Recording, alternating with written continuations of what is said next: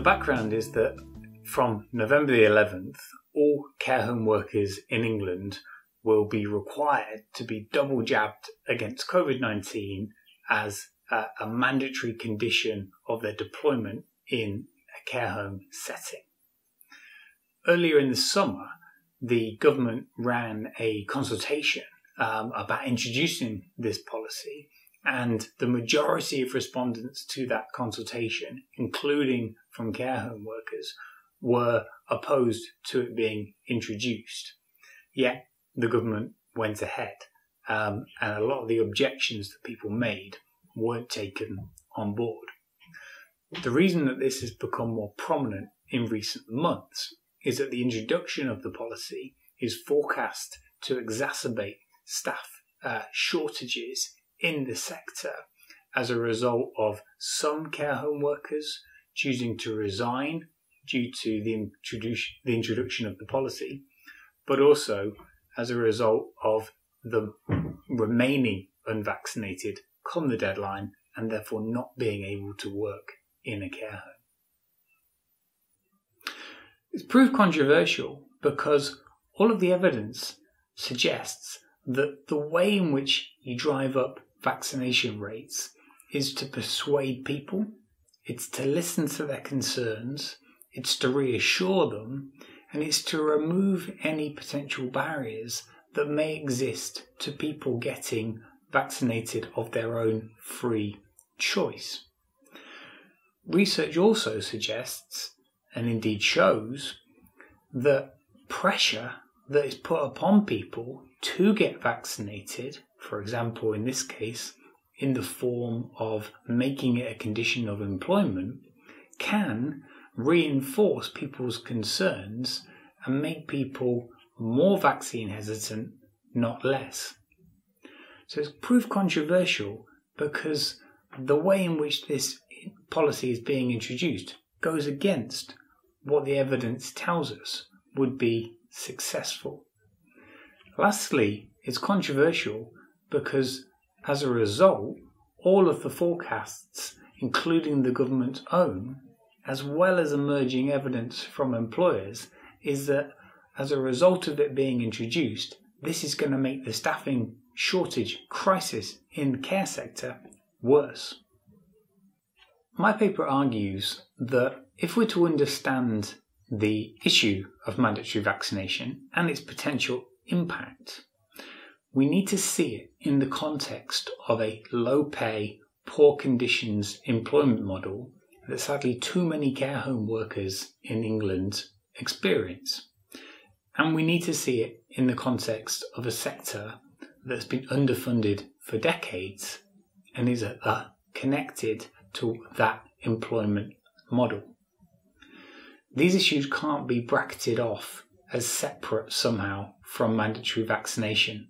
They're at the heart of why a minority of care home workers have to date chosen to remain unvaccinated.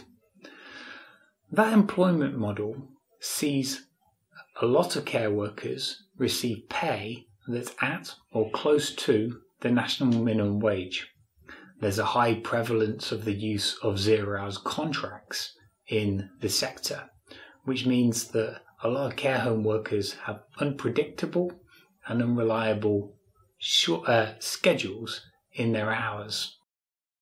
It also means that the conditions of their employment are what we might consider to be substandard. Take the issue of sick pay, which gets to the heart of why you can't divorce pay and conditions from vaccination. Most of us knew that when we went to get vaccinated, if we felt a little bit unwell for a day or two afterwards, as some people have, we would be able to stay at home and get paid as a condition of our job. Our future income was not in doubt. This doesn't apply for a lot of care home workers who, if they felt unwell, were in a situation of having to take unpaid leave. This really matters when your pay is low. It also really matters if you have to have multiple jobs because your pay is low. You may have to take unpaid leave from not just one, but several jobs. So it's an illustration of how you can't separate out a crisis of work from the issue of mandatory vaccination. So I think this issue really matters for several reasons. It's been well established and well known for a long time that there is a big amount of vacancies in the care sector. Over 100,000 posts are estimated to be unfilled. If mandatory vaccination leads to that number increasing, then this could have a real impact on potentially the quality of care that is able to be provided if care homes are short-staffed. Indeed, there are some care home providers who have already said they may have to hand back contracts because they wouldn't be able to fulfill them with the number of staff that they could have. The issue really matters as well because we're promised that by the end of 2021, the government will come forward with a white paper setting out their plans for reforming the care sector. We know that the sector needs a long-term sustainable settlement.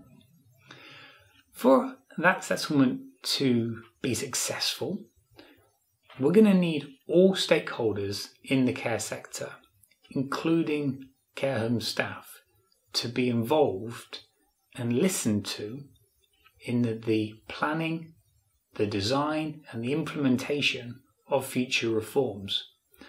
The way in which mandatory vaccination has been introduced, where many care home workers feel that their concerns have been ignored, has eroded trust between care home workers and their employers and the government, and this doesn't bode well for future reforms.